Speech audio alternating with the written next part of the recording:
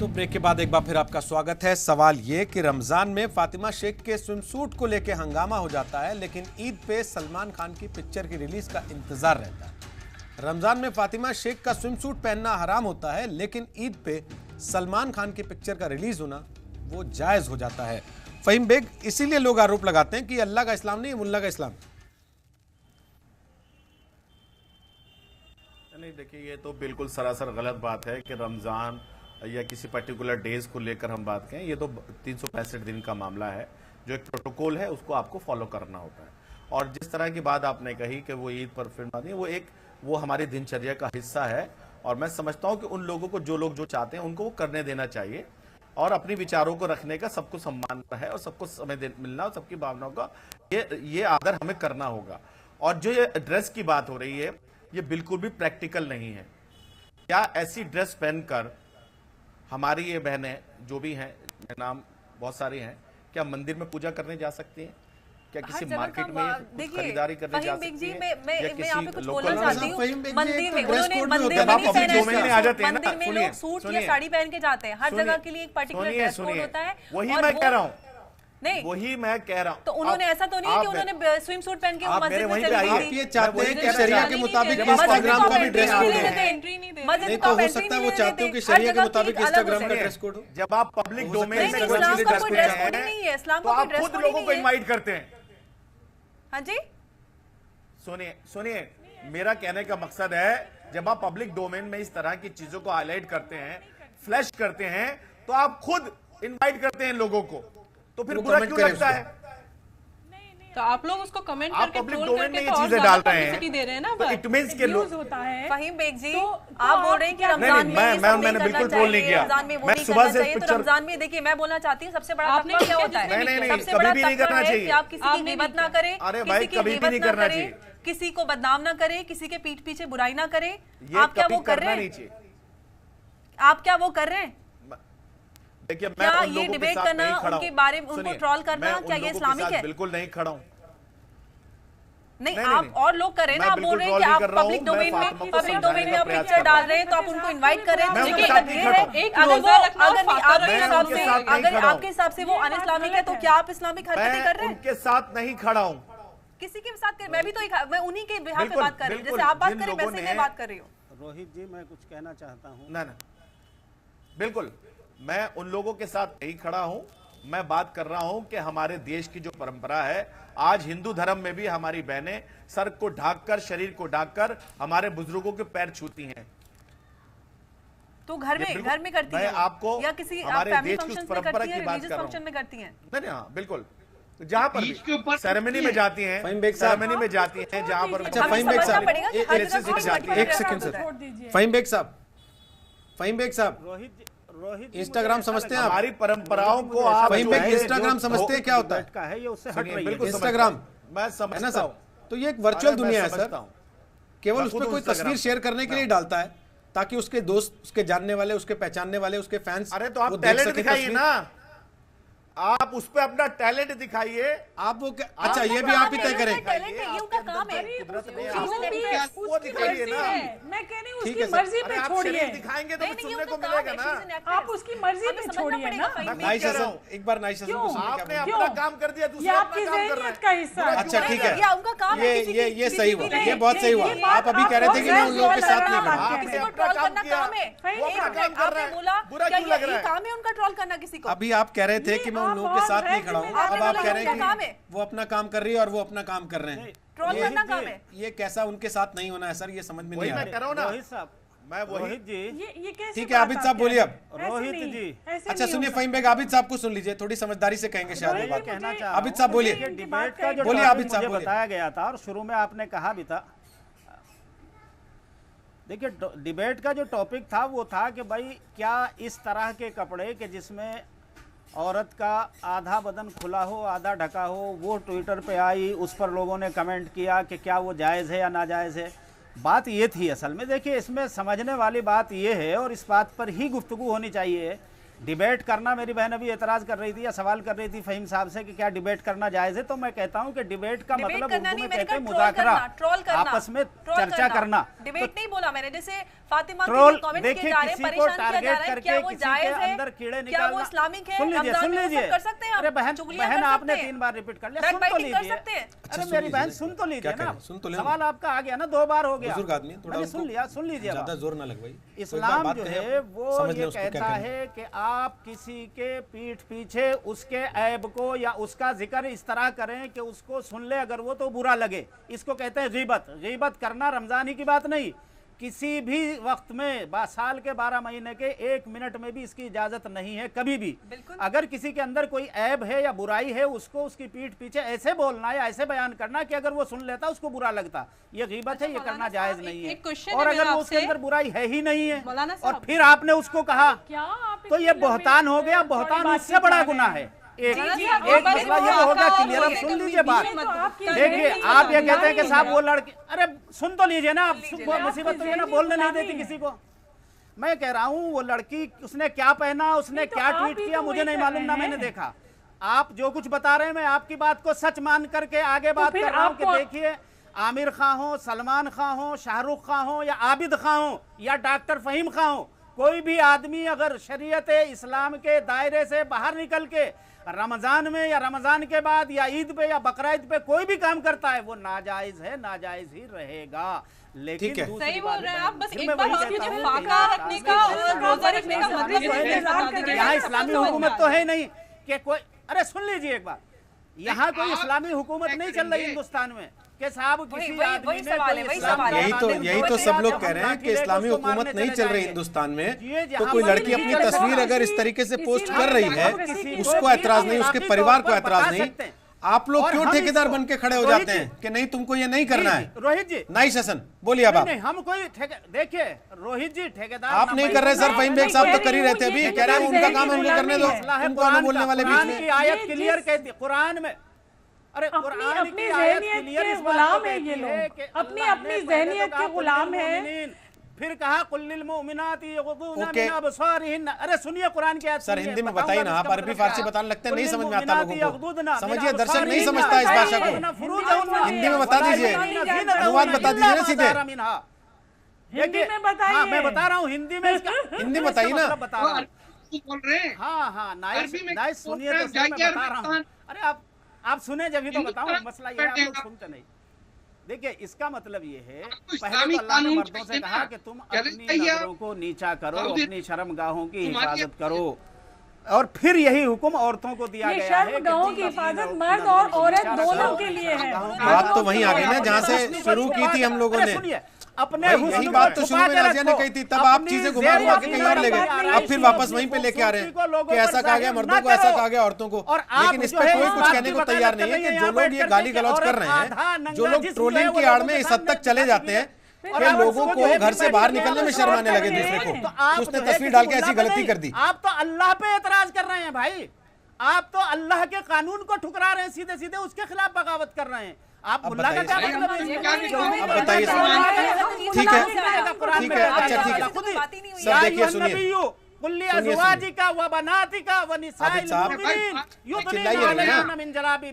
आप भी रोजेदार होंगे, चिल्लाइए तो मत कम से कम, आवश्यक थोड़ा इस बात का तो ध्यान रखिए। बहुत ही मजबूरी में तुम्हारी औरतें अगर बाहर निकले। अच्छा ठीक है, रोजे में चिल्लाइए तो मत जनाब, सुन लीजिए एक बार,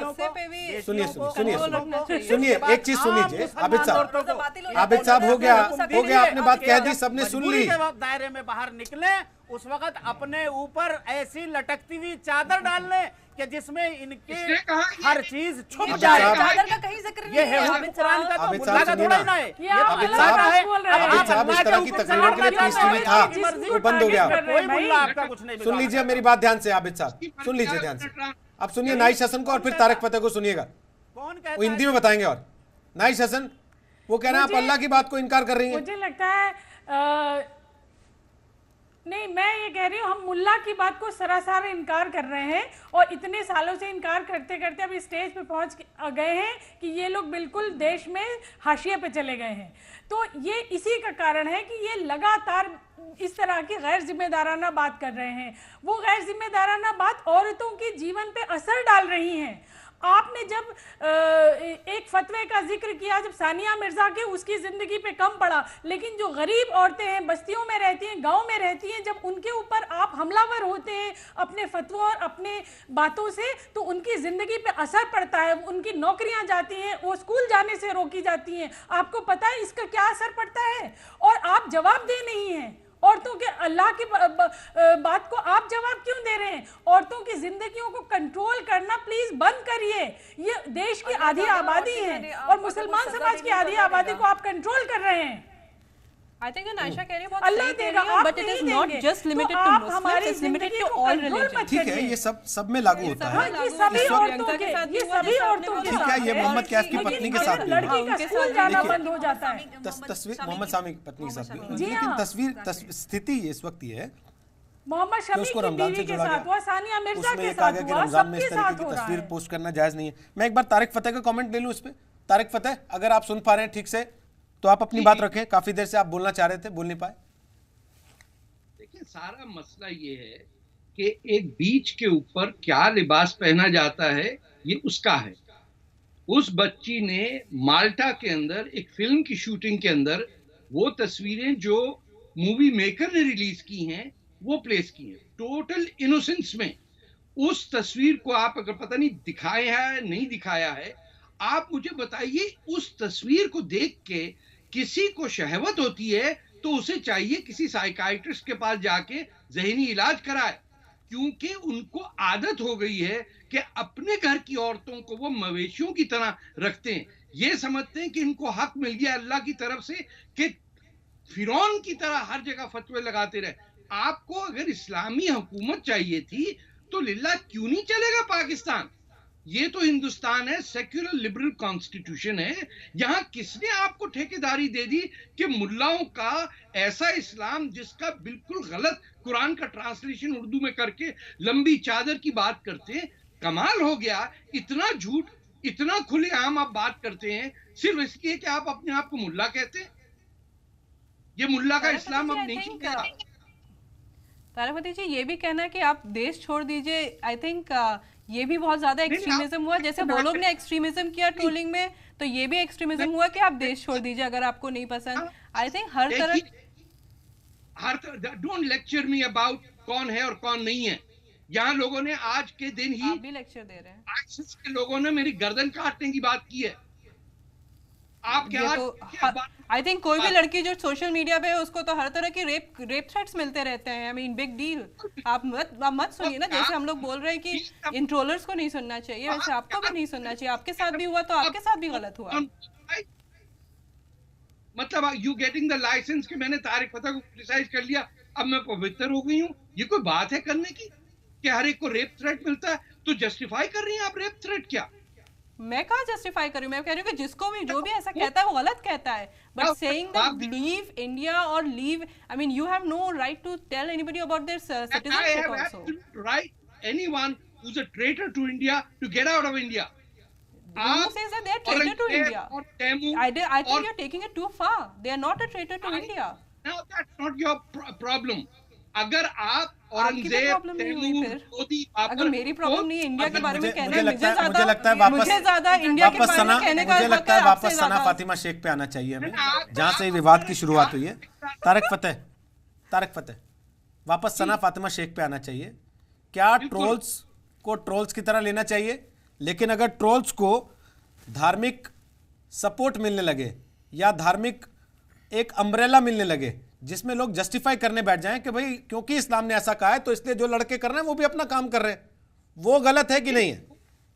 नहीं, ट्रोल तो लोग करेंगे। 20,000 लोग दिन में गालियां एक दूसरे को देते हैं।